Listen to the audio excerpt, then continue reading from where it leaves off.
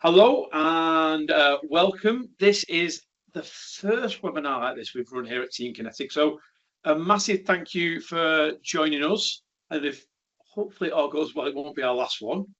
I can see loads of new faces on this particular chat. So welcome to everyone that's not sort of come across us before.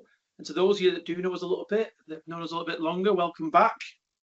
Hopefully accessing Teams for you guys wasn't quite as traumatic as it was for me. We are, as a business, quite new to Teams, so please do bear with us as we work out to drive this thing. For those of you that don't know me, my name is Chris Martin, and I'm one of the original founders here from TeamKinetic. And very, very briefly, to kick us off, just a little bit about us. Our mission at TeamKinetic has always been to provide software solutions that make managing volunteers easier.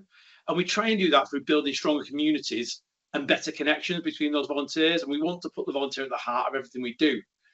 And it's really exciting to announce this week that we passed the 3 million logged hours milestone. So that's 3 million hours of volunteer time that been donated to sort of extraordinary local causes. So we're really chuffed to be able to report that to you guys. And that 3 million hour journey actually started back in 2008 with Manchester City Council. So it's really fitting that they're here talking to you today and sharing their story with you guys. So hopefully you get a bit of a sense of that 3 million hour journey. Hopefully it won't take 3 million hours to get there. So we'll see. Local government is a space that we know well. It's where we started, and more importantly, I'd say it's the kind of volunteering we're really proud to support, because we see the difference it makes to people's lives and how it really helps build strength and resilience in the local communities. And hopefully, after today's two chats you'll have with the two speakers, you'll get a sense of that from what they're going to talk about. And we want you to go away from today's session with a sense of what's achievable. So with that in mind, if you do want to talk to us about your plans for volunteering after this session, then before we finish, I will make sure I share some information on how we can help make that happen. So let's get started with a quick bit of housekeeping. If you've not already popped it in the chat, I think most people have. Pop your name and your association in there. The chat is going to be really a place to get a bit of debate going, get some thoughts out there. If you don't have any particular questions for the speakers, there is a Q&A option in Teams that you can use. So pop your questions in there. We are watching the chat, so we will pull stuff out. And then at the end of each of the speakers, we'll do a bit of Q&A. And then at the end of the session, we're going to have like a little panel session where we can have some questions between us all. These kind of things, I do miss in-person meetings, but we've got what we've got. So you want to use the reactions, you want to use the emojis. Let's try and make it a bit of fun. We do the speakers. It's always nice to know if there's a little bit of reaction to something they say. So please do feel free to use them. Please keep your microphone on mute if you're not speaking, but if a speaker comes to you, feel free to be able to turn that off. We do like to see your smiling faces. So if you want to leave your camera on, you can do, but please don't feel any pressure. The session is being recorded and it will be available to you guys in the email tomorrow. If you want to share it with colleagues and other people, you can do. If you don't want to be on that video, then please do, like I say, turn your video off. That's not a problem. And really today, we want to be an opportunity not just to sort of listen, but also to share some of your thoughts and ideas. And we want it to be a safe space, so please do be kind to each other. Please do give each other the chance to respond and be understanding to people's views and opinions. And at the end of the session, there's going to be a really short evaluation that we'll pop a link into the text. We love a bit of feedback here at TeamKinetic. So if you can fill in and let us know what you think, and that can help shape what we do next. So a few things about today. Very, very quickly, last of me speaking, and then we'll get on to the speakers. Really, it's a chance to discover how a volunteer management system can really help you demonstrate impact effectively. Hopefully, it'll give you some insights to some real life experiences within that local authority setting. We want to explore different ways that the voluntary sector and local authorities can collaborate in a meaningful way and get meaningful results. And we hopefully get some ideas and practical strategies that you might be able to implement as a volunteer manager. And I don't really like the term best practice, but examples of good practice that both Glasgow and Manchester can share with you from their time working with us. It's not going to be too long. It's going to be You're going to be listening to people that have been on the front line, so hopefully it's nice and practical and interesting. And at the end of the session, hopefully you felt found it interesting, you found it challenging, and you get something useful out of it. So let me hold on no longer and introduce our first speaker. Claire Troup is the project manager within the Neighbourhoods Directorate for the Manchester Volunteer Inspire programme, or the Manchester VIP, and Manchester City Council. Claire, over to you. Thank you for inviting me to speak. It's nice to not see you, but see people virtually. As Chris mentioned, my name's Claire Troup, and I'm the PM for the Manchester Volunteer Inspire programme, which we call Manchester VIP because it's a little bit of a mouthful. So our platform is managed by Manchester City Council, and the idea is that we're connecting residents to a variety of volunteering opportunities across the city. I'm just going to play a very short video by way of a bit of an introduction, which we use as part of our comms to tell people a bit about what we do. Hopefully it'll play.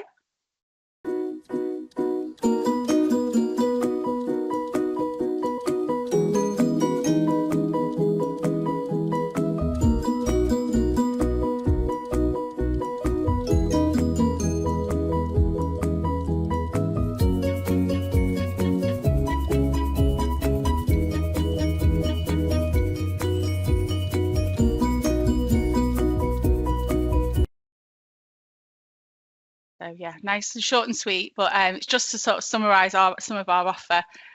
So in terms of Manchester VIP, it evolved from a database which, as Chris mentioned, was developed with TeamKinetic, who were actually Manchester was your first customer, as Chris has just mentioned, and that was in response to a requirement for a volunteering solution, and as a legacy of the Commonwealth Games. Manchester was the host city in 2002.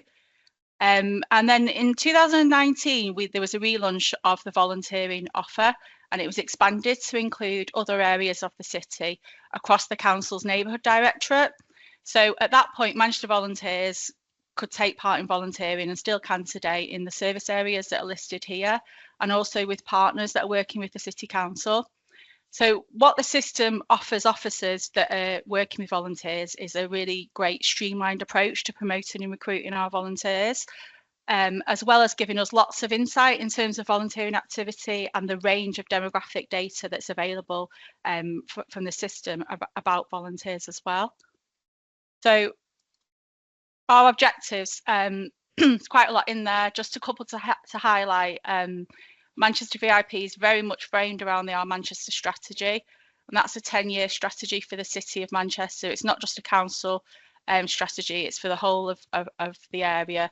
And that talks about things around thriving in sustainable cities, being highly skilled, being progressive and equitable, and also being livable, low carbon and connected.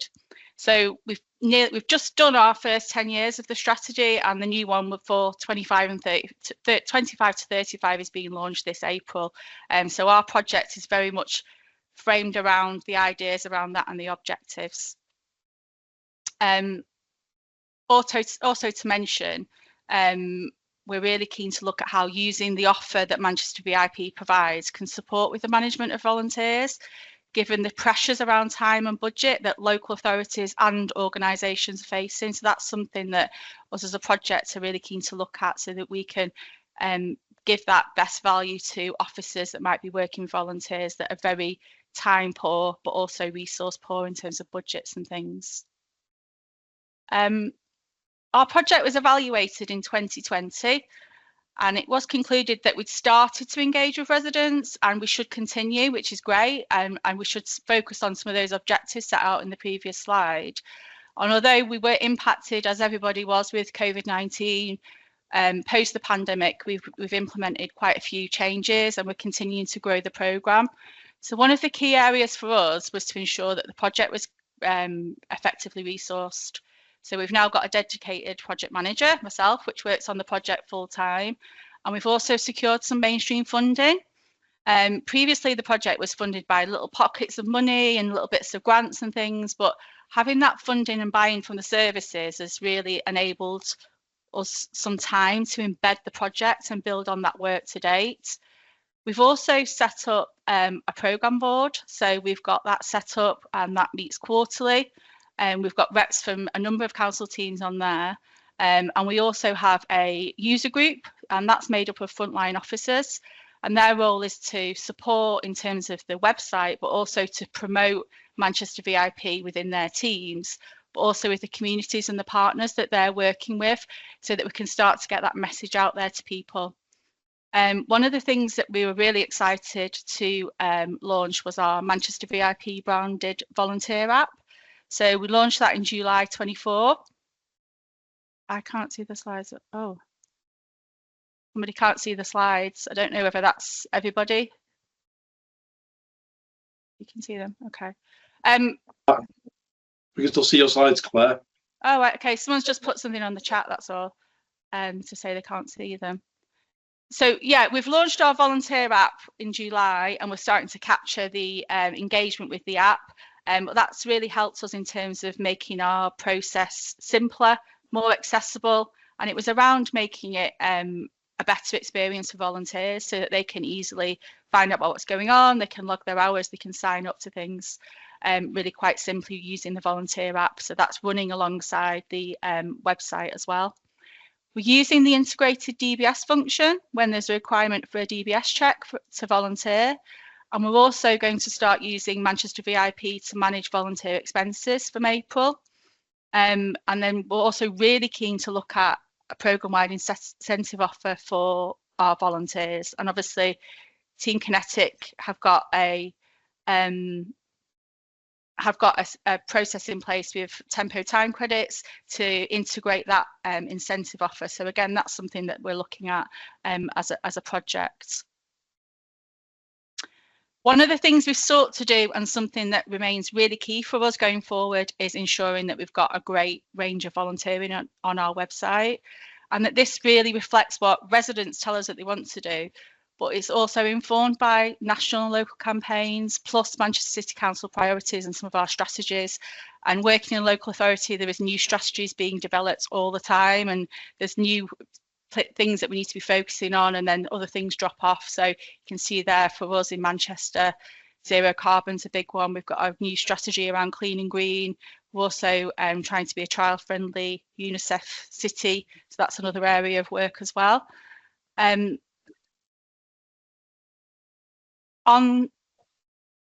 updated this slide earlier this week just to include some of the opportunities we've got on Manchester VIP, and this is just a little snapshot, but you can see that we're using Manchester VIP to promote things like the Great British Spring campaign, which is a key campaign in Manchester and nationally.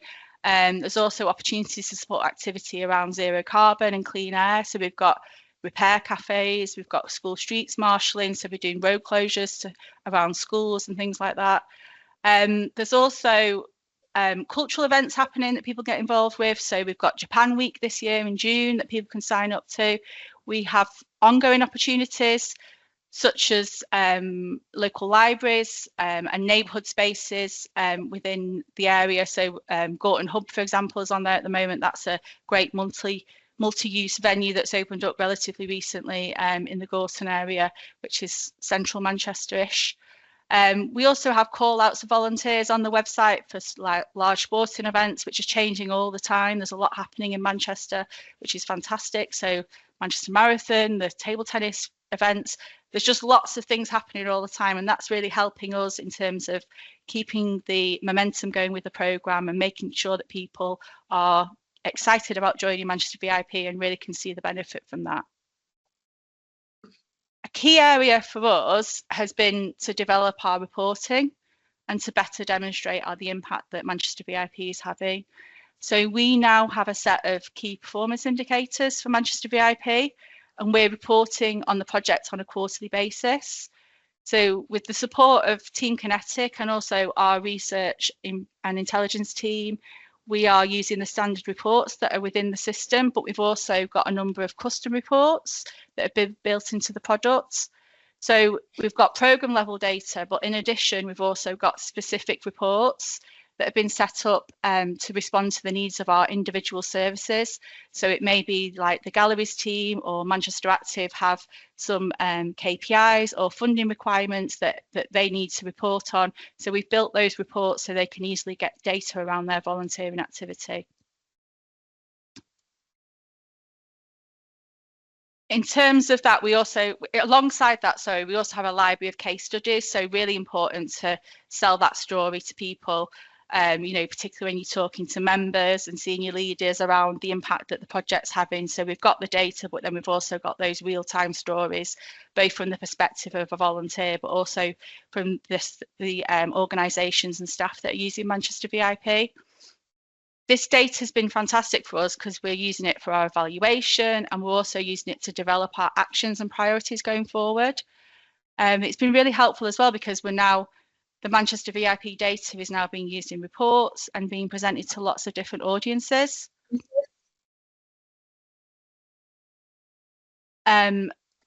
Such as corporate plans, but also local members, for instance, the ward coordination reports. Manchester VIP data is now part of those reports that go to each of the members in Manchester. So they're seeing information about what's happening locally in the areas that they're working in.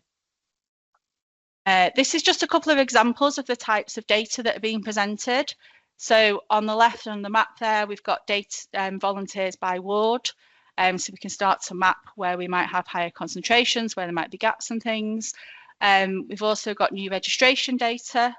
And for the last quarter, that's the highest since 2019. So that's fantastic. So we are building up those numbers all the time. You can also see there the registered volunteers, that's for Q3, but I think as of earlier this week, we've got over 7,500 people now registered with us. So our figures are growing all the time, which is amazing, obviously. Again, this is the sort of information that's being reported. We've got ward level data about the opportunities and those types of opportunities. So are they in sports? Are they in libraries? Are they in the neighbourhoods? We've also quite recently developed a report around active volunteers. So that's looking at people that have logged hours and or joined an opportunity. So we can start to map what the engagement is like better in terms of the programme.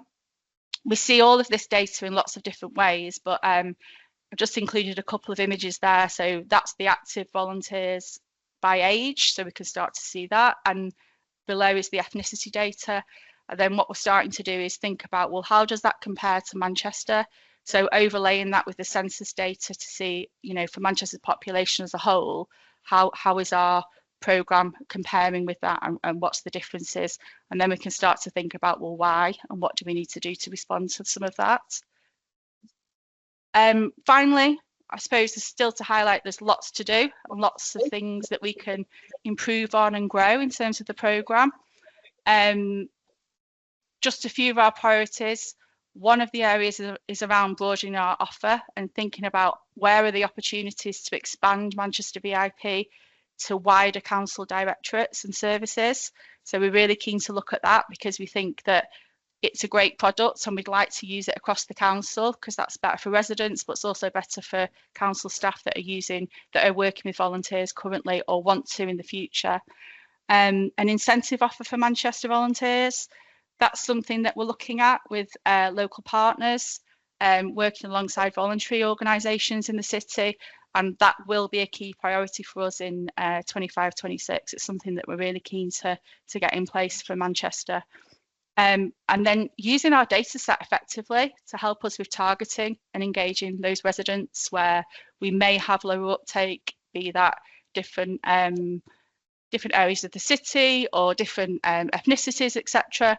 And one of the key things as well is getting better at how we demonstrate how much volunteering is positively impacting on Manchester residents. I think we always need to work on that comms and that storytelling in terms of what we do to really celebrate the achievements that we're achieving. That's it from me, but I've included my contact details. I think it'd be great for me to hear about other local authorities, and maybe there's some networking that we could do across areas to sort of learn from each other and share good practice. But I don't know if there's some questions in the chat now or later, but thank you. Thanks, Claire. That was great. And there is a few questions. I've got a few of my own. First one though from Samim.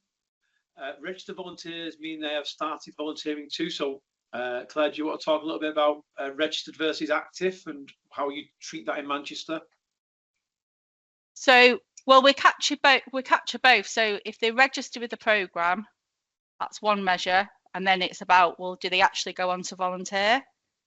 So, we have a measure around. We log their hours. So what happens is a volunteer logs their hours. That's confirmed by a provider. So that's ticked off to confirm that, yes, they did that amount of hours. So we're capturing the hours, but then we're also looking at, well, the active volunteer measure. So that is around, have they logged hours? Have they joined an opportunity? So that we can see what the engagement is with the programme. Did that answer the question? Steve, you popped your hand up. Have you got something you'd like to add to Claire's response? Oh yeah, so I just put a note in the chat. So for the person who asked, so basically there's different states. We show all the information in the system in different formats. But you're right in what you're saying. You've got your registered volunteers, so people who have registered on the system. You've got converted volunteers, which means not only have they registered, but they've gone on to join at least one opportunity. So that was answering the specific question in there. But then you've got active volunteers, which is what we're talking about. So if you say which volunteers have been active this year, well, it's which volunteers have just, shown in the system that they've joined opportunities and actually gone along there and logged hours, etc. So all them things are all kind of reported on within the system, depending on what you're looking for. Claire, you mentioned at the start about time poor officers, and I think that's a really interesting challenge for probably everybody on this call. Is volunteering, and we all know it's really important, but it's also sometimes the first thing to get batted off by time poor officers. Can you talk a little bit about how you work with the various officers in the different departments to make this actually happen and get them used to using a system like TeamKinetic?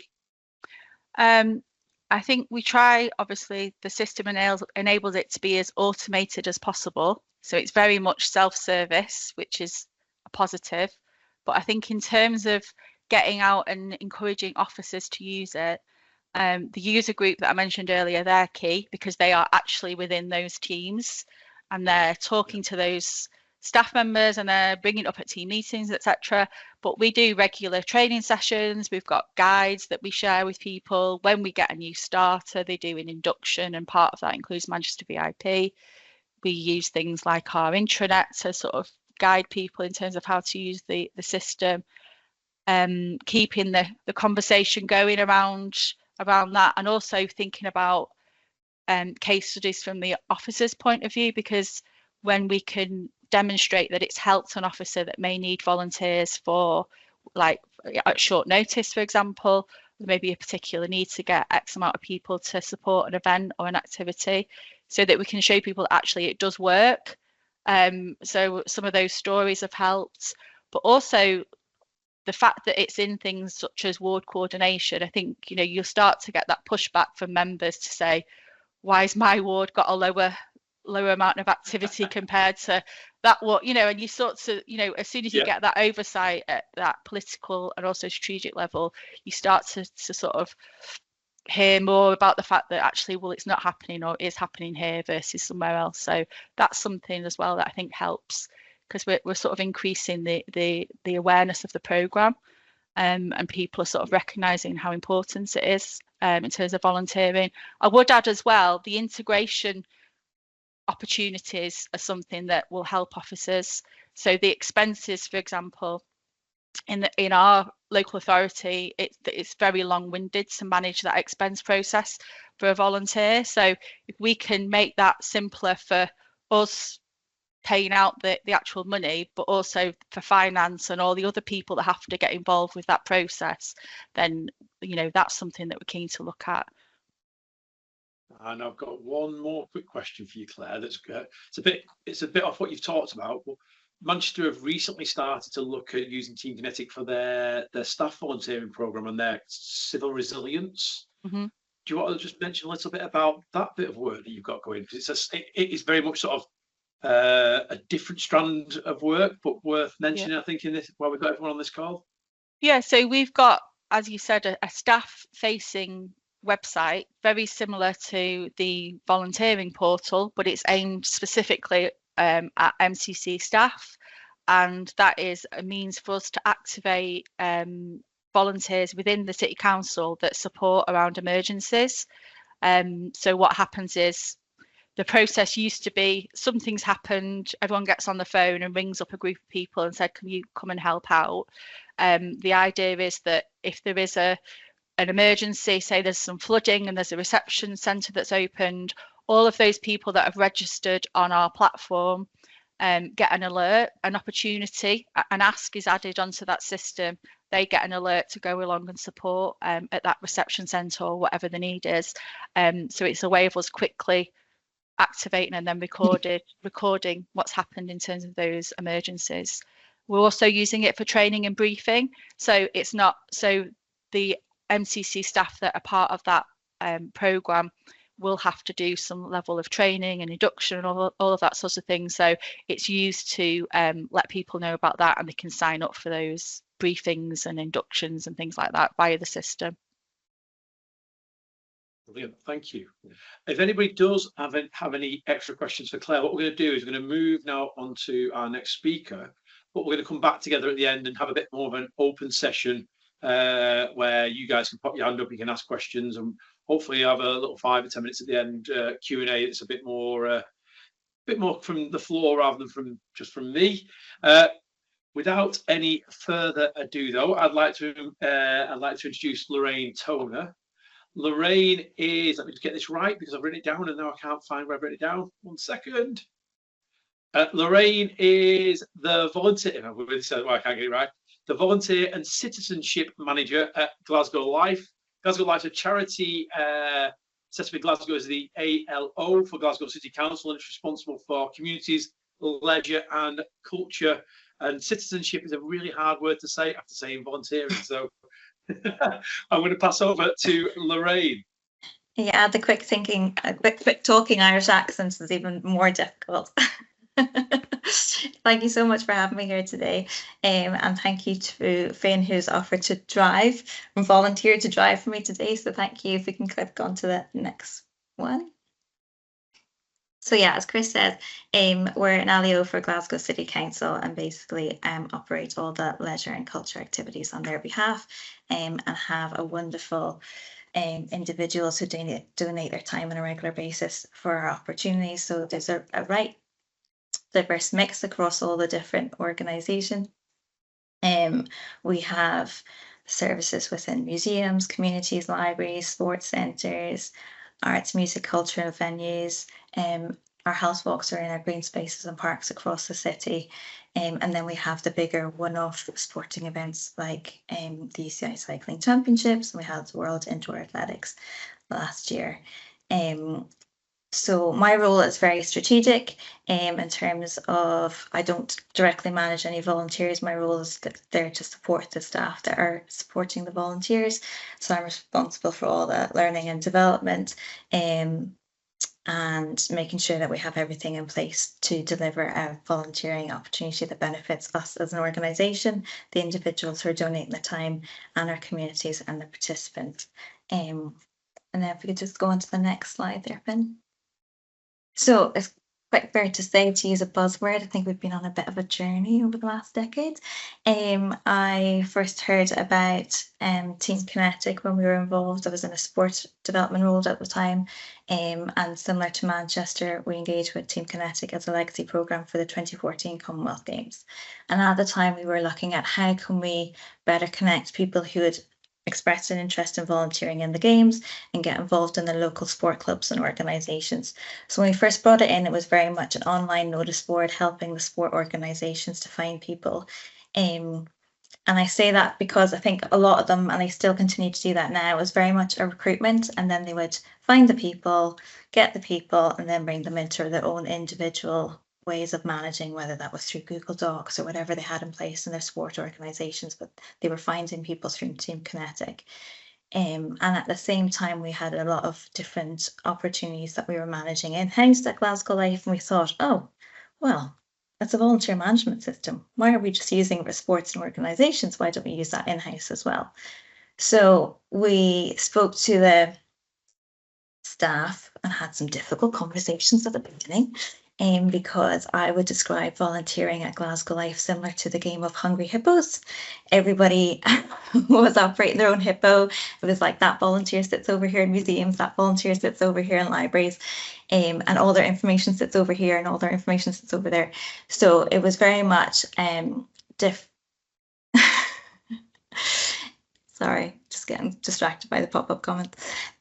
So it was very much happening different places across the service area, what volunteering looked and felt like. And a lot of the time it depended on the staff capacity, no surprise there, but also externally funded projects.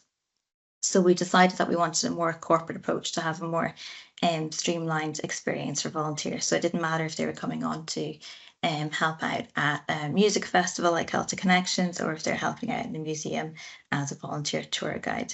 So there was a lot, as I say, there was a lot of difficult conversations trying to get everybody together.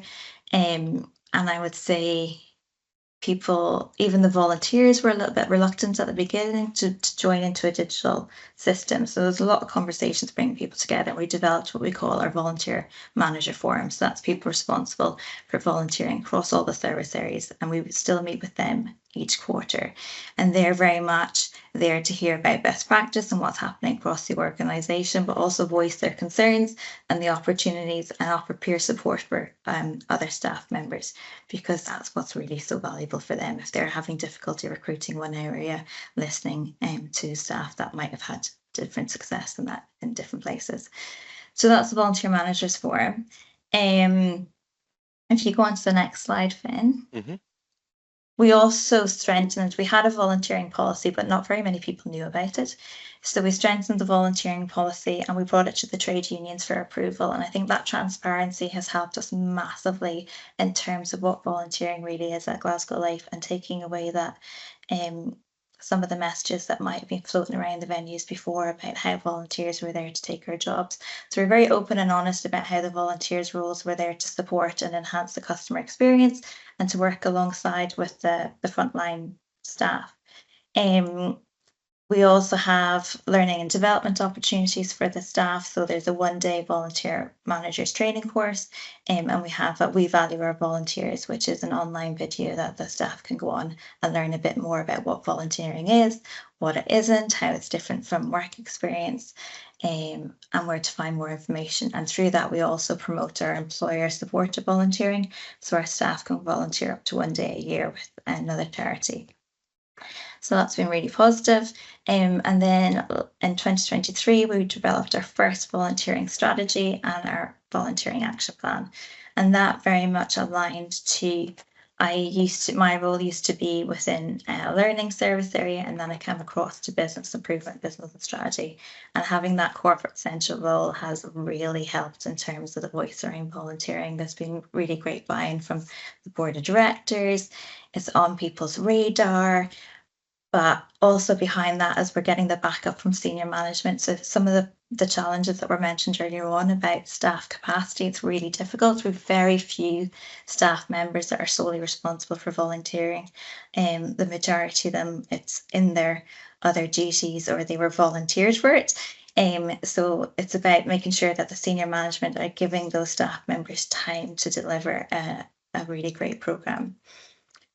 And then we have the action plan that we developed with that. And what's been really great about the action plan was previously anything related around volunteering very much set with those volunteer manager forum members, and they were hit for it within their service areas. But the action plan has brought in support services like human resource, marketing and communications, our learning and development team. So it's very much across all service areas and how we are going to improve things moving forward, but also celebrating some of the success that we've had over the last couple of years as well.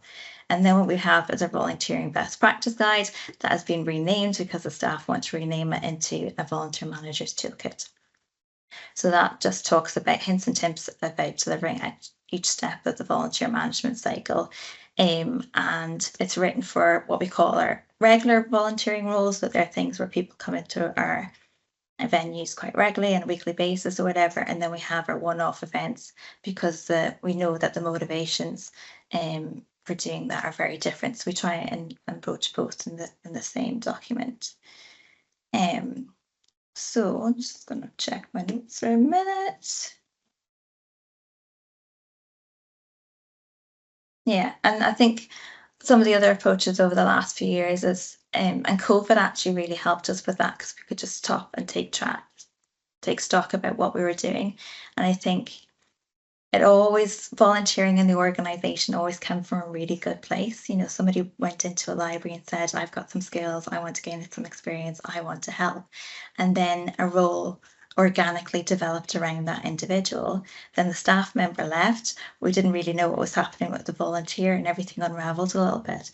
So during COVID, we were like, right, what roles are we going to reintroduce? What's really going to add value to us as an organization? What's going to be a positive experience for the volunteers? What's maybe blurring the lines a little bit with a staff role? And where do we have sustainability as well? So if we are considering funding for a project, what's the exit strategy when that funding goes? So having a very much more broader look about what the volunteering offer was, and it meant that we said no to a couple of roles, we just didn't bring them back, and it also meant that we built capacity in other places. So that's been really positive. And I would say in terms of COVID, we can blame it for a lot, but in terms of the engagement with Kinetic, it really helped because the whole world became more digital, and that just happened naturally for us. So volunteers that were a little bit reluctant about getting involved before, were happy to get involved afterwards. So we've seen a real improvement there. Okay, and then the next slide, please, Finn. So reporting. So what does that all mean? We have had, it's not been without its challenges. We've had a lot of success over the last couple of years. But what we're doing with that information. So we know that we had 6,000 volunteers the last financial year, gave over 100,000 hours, and we can use the Glasgow living wage to calibrate what the economic value of that. And that's great, and that's something that we've done every year. But what we've been able to do through our customer reports with Kinetic is actually find out who's volunteering with us. And a little bit more about that. So what we do, and I'm totally going to steal Manchester's lovely diagram where they had the population of on the outside of the city, and then what's happening with the volunteers on the inside. So what we do every quarter is we have KPIs. So each role has got a number of hours and a number of volunteers that's associated with that. And we report that to Glasgow City Council and a number of other places. And we map that across the information that we have about the city. So we take it from the Scottish Household Survey, and then we map it against what's happening about volunteer in Scotland, state and nationally.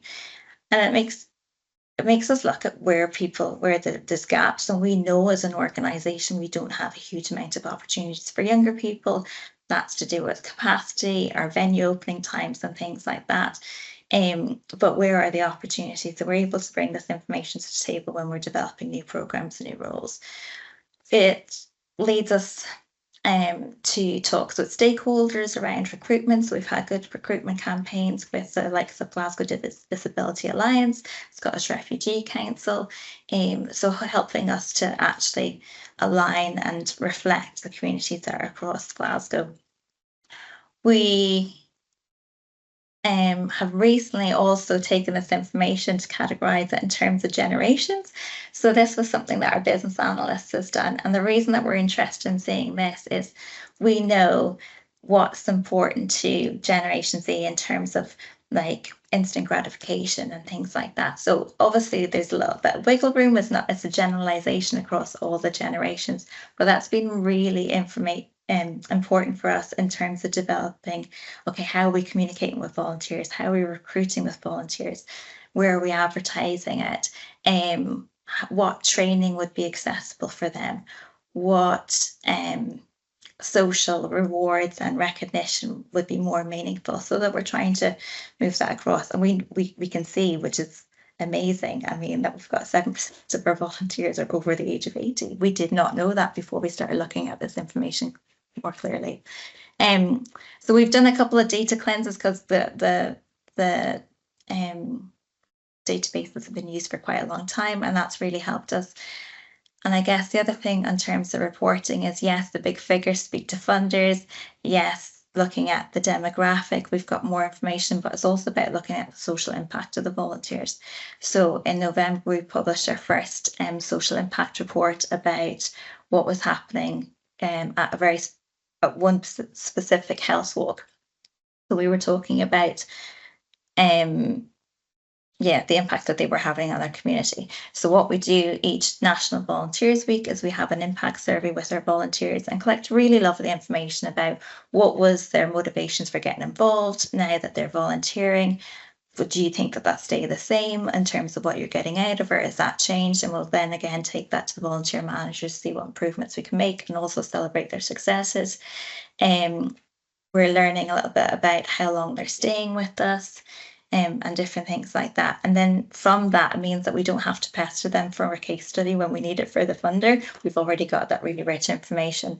So we thought we were doing quite a good job in terms of demonstrating the impact of volunteering on the individual who donated their time. But what we hadn't done very well was about the impact the volunteers were having on their communities and are having on their participants. So that was a social report is done that we published in November. And we've got a really nice toolkit now to take to other programs to demonstrate similar social impact. I think that's all I was going to say. I think in general, it's a large part of the success has been about the buy-in from the directors and the senior management. Our chief executive is so supportive of everything we're doing, and it's not just face value. They're putting the time and effort into it when they're talking about staffing restructures and where we're allocating time to support the volunteers. And it's really positive in that sense that all our communication now, we talk about our colleagues, we talk about our volunteers, we talk about our customers. And that's something that just wouldn't have been on our internal and external comms until quite recently. So that's really positive. Yeah. Details, if anybody has any questions. And if I can ask a couple of questions, Lorraine, if that's all right. Yeah, go for it. You mentioned about your impact report. Would you be happy to share that with us? And maybe we can pop it in the email that goes out to the guys on the call? Yeah, absolutely. So on the website that's listed there, it's listed as a downloadable document on the bottom. Great. Okay, well, we'll go and get that and we'll share that with everyone so you can see what you've done there. And the toolkit, is that something that's available publicly as well that people might be able to take a little sort of look at? Or is that something you guys just use yourself? Yeah, I'm happy to share that. We can send it on. Brilliant. Thank you. In terms of what you talked about there, that challenge at a local authority level between brokerage and management, you know, when you started off, it was very much a brokerage system for sports organisations and clubs, and you made that, as you said, that you went on that journey to move from purely brokerage to a more management type relationship within your own services. Can you talk a little bit to sort of the challenges that you face when you move from just pushing people towards opportunities that then they go off and do elsewhere to, you know, developing a volunteer management offer in essence? Yeah, I mean, it was just looking at all aspects of the volunteer management cycle. And I think we've got an exercise that we do in that volunteer management training where we map out what the different stages of the cycle are. So recruitment, selection, support, induction, training, the whole lot. And then we list the different things underneath it. And the reaction from the staff was like, I had no idea. And I guess the encouraging thing is that they were doing a lot of it, but they weren't recognized that they were doing it. So in terms of like the rewards and recognition, you know, they were saying thank you, they were having afternoon teas and different things, but they weren't really labeling it as that. And I think a lot of what they were doing, it came from the goodness of the heart. And for me, it was just like, right, well, let's formalize this a little bit and share the good practice. But yeah, I think, and another part of that training that we do is a lot about what are the benefits of volunteering and what are people's motivations. And then thinking about that golden thread the whole way through, right? So if somebody's coming in to gain employability skills, what part of this journey is going to help them with that, and how can we better assist them with that, rather than just signposting to there's an opportunity over there with that organisation. So we do a lot around that. I love that, because then you have that more individualized view of each volunteer and what they're trying to get out of the experience, and an appreciation that it's a two-way thing. It's not just about what you're getting off the volunteer, it's about what you're giving back to them. Yeah, absolutely. And it was the whole cycle of that. So in one of the questions in the impact report was, you know, coming into it, what's your main motivation? And a lot of people were saying to make a difference and to help in their community. And then afterwards there was a drop in how many people felt that they were doing that. So really? Yeah, so it was like, right, well, we need to go back and kind of dig a bit deeper into why is that. And what we found was, for some volunteers, it was instant gratification. So they were a Macmillan information and support volunteer. They were listening to an individual. They knew there and then they were making a difference. Like, they could feel that. They didn't need to have a comment card or anything else. They were getting that immediate interaction. Whereas we had another program where the volunteers were coming in and helping to maintain a garden that was used by kids with additional support needs, but they were never there when the kids were there. So for them, it was like, right, well, how can we get the message across about how beneficial that is? So for that, we went to the parents and asked them to come back with comments, and brought that back to the volunteers. Oh, that's brilliant. One of the other things, a bit more moving sort of away from the volunteering specifically, you mentioned about the union process, and I remember when you were going through a bit of that. Maybe just share with the people on the call, you know, what led to it and what the outcome's been on the back of it. Yeah. So I guess, you know, the trade unions, we weren't hearing anything officially through any official lines from the trade unions, but we were hearing grumblings and venues that the staff were taking over roles. And it was something that I wanted to address immediately, because we didn't want to get it bigger and louder, but also it simply wasn't true. So we've had quite a lot of, I mean, I just met with them last week. So anything we do in terms of our volunteering policy, we'll bring to them for approval. So even last week, I was just updating the mileage in it, and I was like, look, this is an opportunity to have this conversation again, and understand, because that's what they're hearing. They're hearing about budget cuts, they're hearing about restructures, and to them, that they're worried that volunteers are taking over. So it's about reassuring them that we have got measures in place. So, for example, for any new volunteering role that's advertised on Kinetic, it comes to me for approval first, and I can show them that there's measures in place that we're demonstrating that the volunteer role is very different to a staffing role, and that's referenced in lots of different documents across the board. Brilliant, great stuff.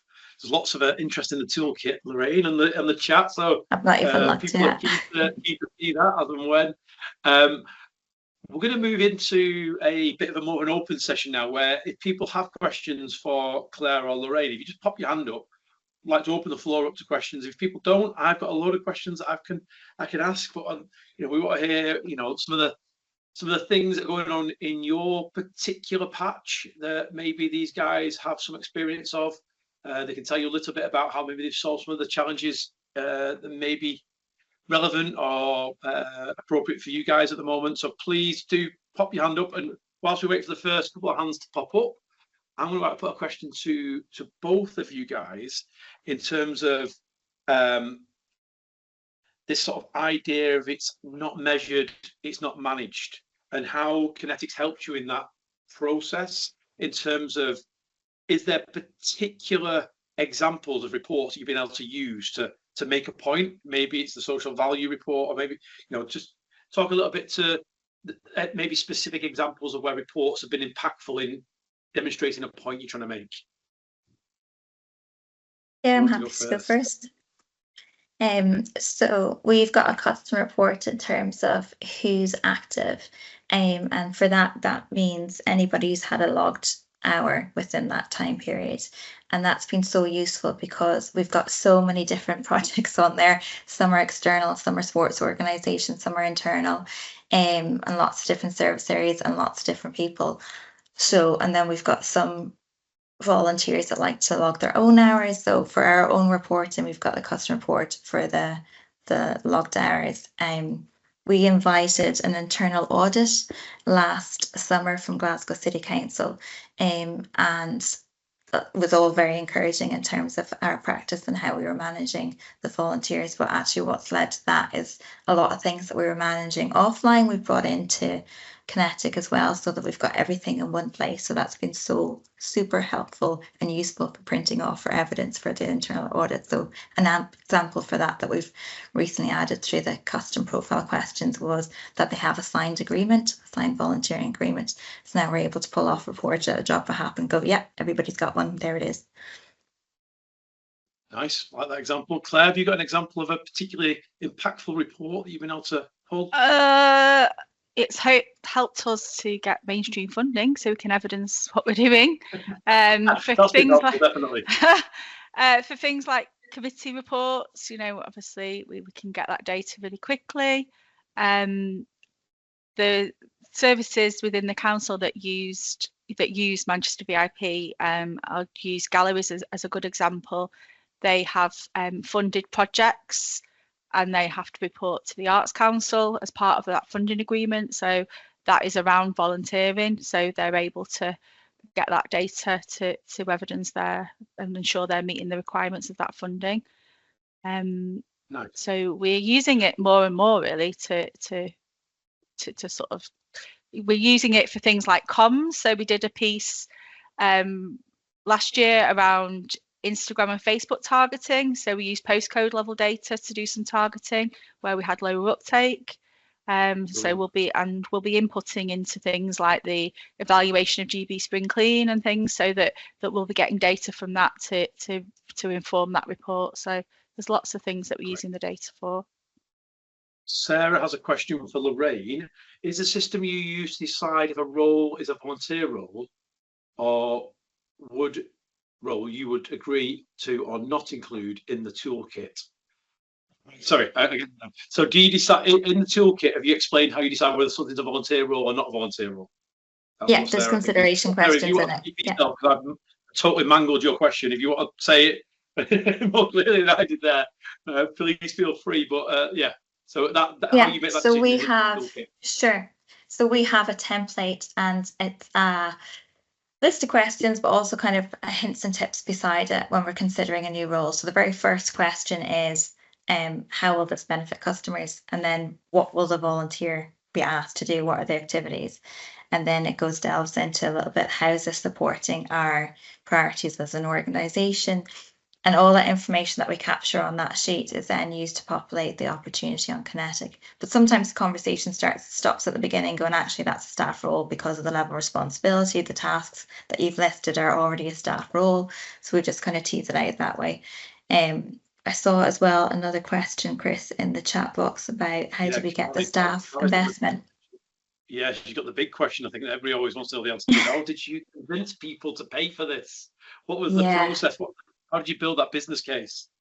So we did have legacy funding from 2014 from the games, and that's how we started it. And then we were just able to demonstrate, look, this is securing, holding all the information securely, all the GDPR, everything else. It's, it's a secure place to have it. And then it was about demonstrating the evidence from it. We know all this great information as a result. We know who's volunteering with us, and we know who's volunteering with one program and then jumping across to another one. We want to make this as easy as possible for the volunteers, because I think you'll remember, Chris, at the beginning we had like separate programs, separate sites for everybody. And then we listened to the volunteers and made it easier for them to jump in. And now we know that they're volunteering with quite a few different programs. Yeah, winning hearts and minds. It took a long time. Bit by bit, one baby step at a time. Claire, do you want to add anything to that? I know you weren't there at the start of the programme for Manchester so much. No, I think, our senior leaders recognise the importance of volunteering and the value of it.